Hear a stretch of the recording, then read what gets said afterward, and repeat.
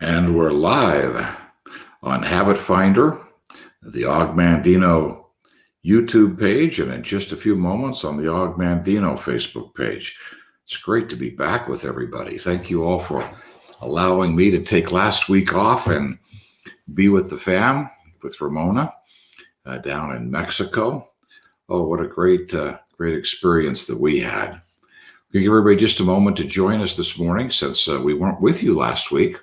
To break that pattern, it takes just a little while to get back into that pattern. So let's just give everybody a moment here. And just waiting for a thumbs up for our OgMent Facebook page, and we'll be ready to rock and roll. Good morning, Mary. Good morning, Barbara. Good to see you here this morning. Good, we're all live. We're live everywhere. Let's rock and roll this morning. Now, you might guess the topic of this morning because I just got back from 8 days in Mexico. I only do this like once a year, and then between Christmas and New Year's, Ramona and I go away, often with family, but what a great opportunity for us to spend time then. I want to talk about what happens in the mind of an entrepreneur in preparation for, during, and following taking some time off to rest. There are a couple of unique things to entrepreneurs. If we're an employee, we have a job, and if we have vacation pay, which is fairly typical, like 1 week or 2 weeks or 3 weeks as we work longer and longer periods of time, we can go on a vacation and they pay us for it. So it's not like we're losing money. There are entrepreneurs who have businesses that have residual income, so they can go away and the residual income continues. And there are some that are deep enough into their home-based businesses that it actually can grow while they're gone. That's quite a ways down the road. But the vast majority of entrepreneurial people, when they get ready to think about a vacation, they stop working. And when they stop working, one of the thoughts is that my bills don't stop coming. Whatever bills you're paying, the electric bill, maybe it's staff at the office, it might be rent for your office, it might be a mortgage at home, it could be a car payment, a student loan, whatever you might be facing, those don't stop. We don't get a vacation from our bills, but we do want to take time to rest. So how do we mentally address this issue? Because if you're studying the 10 scrolls written by OgMent, there's a little bit of a tendency to push yourself a little harder than you might have strength. He starts off like, for an example, I'll begin to awake each morning with a vitality I've never known before. My vigor will increase. My enthusiasm will rise. That's my God within, my natural gifting. My desire to meet the world will overcome every fear I once knew at sunrise, and I'll be happier than I ever imagined possible in this life of world and of strife and sorrow. The world doesn't change, but we change how we show up in it. That's true. And then he goes on with scroll about the prizes of life. In scroll 3, he says, I will avoid despair, but if the disease of the mind should infect me, then I'll work on in despair. I'll toil and I will endure. These are tough words, right? And I'll ignore the obstacles at my feet and keep mine eyes on the goal above my head, for I know that where the dry desert ends, green grass grows. We could keep going. I'll concentrate my energy on the challenge of the moment, and I'll let my actions help me forget all else. We go to scroll 5. I'll do more work than ever before. I'll sell more gold than ever before. I'll work harder than ever before. And I'll let one drop spill upon the sand, right? And it keeps going on and on and on. We could continue with these. I don't want to make light of any of these because they're so critical. But sometimes it's because we don't build rest into the equation. In scroll 5, Og says, I'll live this day as if it is my last. This is my last, my greatest monument. This day I will make the best day of my life. This day I will drink every minute to its full. I will savor and taste his thanks, make every hour count, and each minute I'll trade only for something of value. And there's our challenge. What are we valuing? If we need every single moment of every single day for every week of every month for every month to be able to pay our bills, we need to take a little bit different look at our bills, not whether or not we can take time off to rest. Value. What do we value? I remember going through this process early on as an entrepreneur, taking time off. It's like it costs me to go away. Yeah, it's not just the cost of the vacation. It also costs me the revenue that's lost. And then one day you wake up and say, that's because taking time off has not been valued. Interesting. You can't lose what you don't seek. If you build into your equation 50 to 52 weeks of working and 2 weeks of vacation, maybe spread over 2 times or 2 weeks at a time, if that's part of the equation, nothing's lost. It's planned into the equation. I'm not looking at what I'm losing that I could do. I've got all that I planned in my 50 weeks. Those 2 weeks are recovery weeks because when I go and sharpen my saw, I can cut more trees more quickly. This is a really critical transition for most entrepreneurial people, to give ourselves permission. There's a lot of fear around what I could lose. If I don't do this, I could lose. If I don't do this, I could lose. And learning how to build our own health, the sleep we get, the vacations we take, the food we eat, the time we spend with family, valuing those pieces, that they don't have a monetary value. Because if a monetary value is placed on every minute of every day, we can't take off. We will wear ourselves out and we won't be able to have the energy. Actually, we'll probably get ill. And I've had a few of those moments. The body warned me, Dave, you're pushing way too hard here. Way too hard. Slow down. Take a deep breath. Get a little bit more sleep at night. We have those moments, but let us make that decision today. Today, we want to be able to get out our calendar and mark 1 week. When will it be? Will it be over the holiday seasons in December? Will it be in January or February? Will it be a ski trip? Will it be a trip to see relatives? What will it be? But let's block it out before the day is out. And let's value that. That is valuable. What I'm going to do in that time is I'm going to be either with a committed companion, with children, with other family members, friends, or I'm going to be doing some research or whatever it might be. But that's going to be valuable time. If we can value that time, then we don't have as much anxiety about taking off the time. Fear, what I could lose. Guilt, that I'm not showing up. Those are the 2 emotions that we experience often when we're doing this. Now, we see this played out in micro moments. Micro moments. Let me just share those micro moments because we find them discussed in scroll number 4, which is on self-esteem. When Og says, I will concentrate my energy on the challenge of the moment, and my actions will help me forget all else. This is really key. This is a micro vacation from our work. Micro. It happens on a daily basis. How are we handling the micro? Because if we can learn to handle the micro, it's much easier to handle the macro. The problems of my home will be left in my home. I will think not of my family when I'm in the marketplace, for this will cloud my thoughts. We get very clear. We have a worthy income generating vehicle. We set goals and we accomplish them. And we focus our efforts on the challenge at hand, the next millimeter, move things forward. Then we go home. Might be a carpet commute, but we close the door to the office and we step into our family. So too will the problems of the marketplace be left in the marketplace, and I will think not of my profession when I am in my home, for this will dampen my love.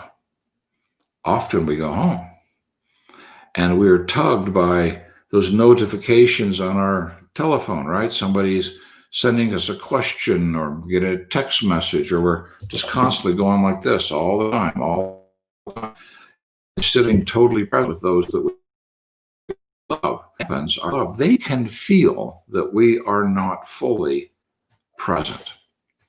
Now, when we're at work, we're working and working and working, and we're feeling guilty about not being with our children, and we should be paying more attention to them, or they're growing up too fast, and I'm losing opportunities. So we bring all of that guilt into our business, and it clouds our judgment. We're not fully present to make the kinds of decisions that are necessary to set goals and accomplish them in the time allotted for the work. This is a microcosm.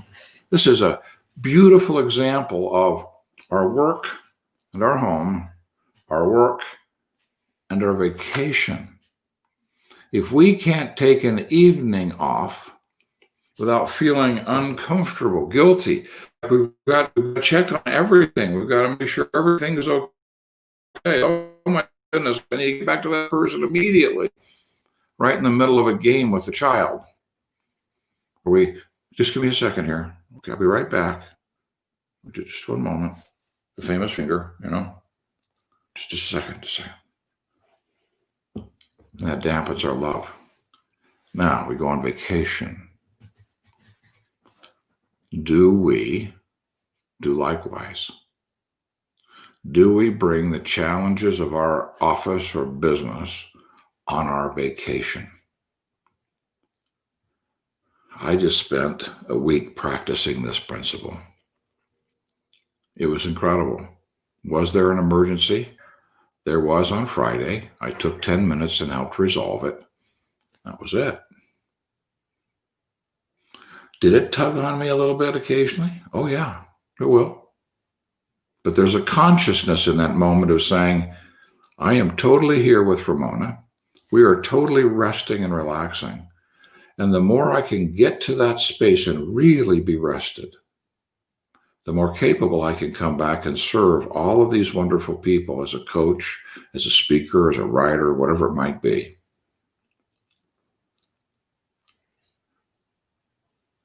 And magic happens. Here's the magic. You know you've done this when you reach a point in the vacation where you start getting excited about coming home. Not fear of what you're losing, not guilt of who you're not serving, but excitement to come back to the workplace. Excitement to take on your life. Excitement to make decisions, to maybe do things a little differently. Excitement.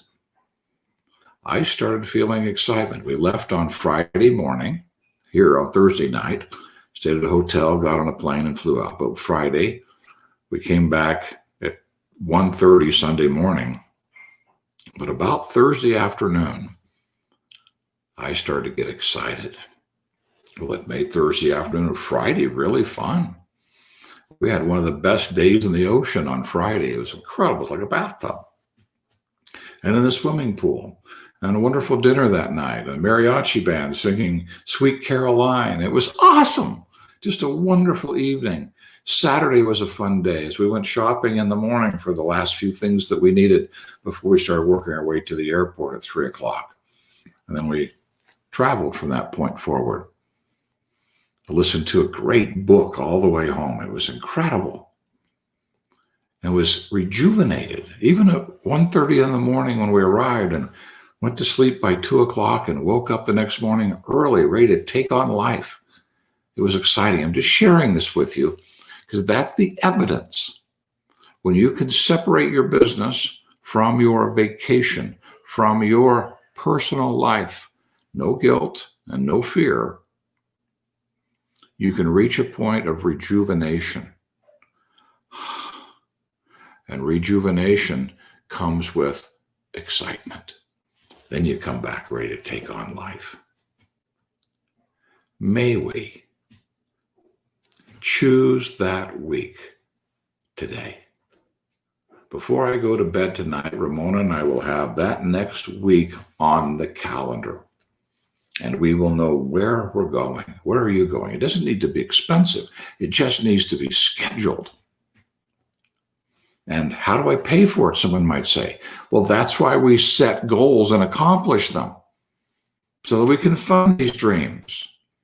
That's why we do the work. That's why we overcome the fear. That's why we are more disciplined, more structured, so that we can generate the revenue to pay for those moments with our family. When we start to see this relationship, we start to become more whole and more complete. What do you think? You up for the challenge? Pick the week. Even if you don't know how you're going to pull it off, pick it, put it on the calendar, make it sacrosanct, set the goals, generate the revenue, fund the trip. Doesn't need to be expensive. I emphasize that. It just needs to be scheduled. Now, we have friends who happen to have timeshares down in Puerto Vallarta, Mexico. And it costs us $600 for 8 days, $680 for 8 days to stay there. We're right on the beach. It's incredible. It doesn't need to be expensive. You can find an inexpensive place to go somewhere. It's what you do when you're there. It's the time you spend. It's the conversations that you have. Then we had some wonderful meals. It was just an incredible experience, and it wasn't very expensive. Now, Ramona and I could afford to go to a more expensive place, but we were with great friends in a wonderful, beautiful place. So I emphasize that. It doesn't have to be expensive. It doesn't need to be 2 weeks in Europe. Of course, unless you're going to do it by bicycle. It just needs to be scheduled. So make sure you have it before the day. If you're up for the challenge, take the challenge, get the week scheduled, where you're going to go, then go back to your business and get really clear on the goals that you're going to set and accomplish that will fund that experience at whatever cost it's going to be. And go to sleep tonight going, I value me. I value my health. I'm not here just to generate revenue. I'm here to live life. I've got a business and I've got a life. Let us keep them separated on a daily basis, because that will prepare us to be able to do it when we go on vacation. And make sure we have one of those times scheduled where you sleep as long as you need to. Eat good food. Have great conversations. Listen to great books or read them if you choose. And get reinvigorated, rejuvenated, and find the excitement of wanting to come back and take it on again. Thanks, everybody, for letting us go here today. I do hope you'll take this challenge and report back what happens. Jump on the Facebook page and let us know. The Ogmandino Facebook page, the Habit Finder page. And if you want to have some fun, take the Habit Finder assessment. If you haven't for 6 months, if you've taken over the last 6 months, that's good. Go into Myself, the third section down, and take a look at those measurements in terms of your worth and worthiness, your ability, your character, the value of your contribution. Ask yourself, how often do these thoughts stop me from taking care of me? A belief that I need to sacrifice my time, my energy, and even my well-being to serve other people. That fifth measurement down. Take a look at that and see if it shows up in your assessment. And then make the decision today to override those thoughts, because you count, you matter, value you. Thanks, everybody. Have a wonderful week. Excited for you as you go through this decision-making process today. And we'll see you next Monday.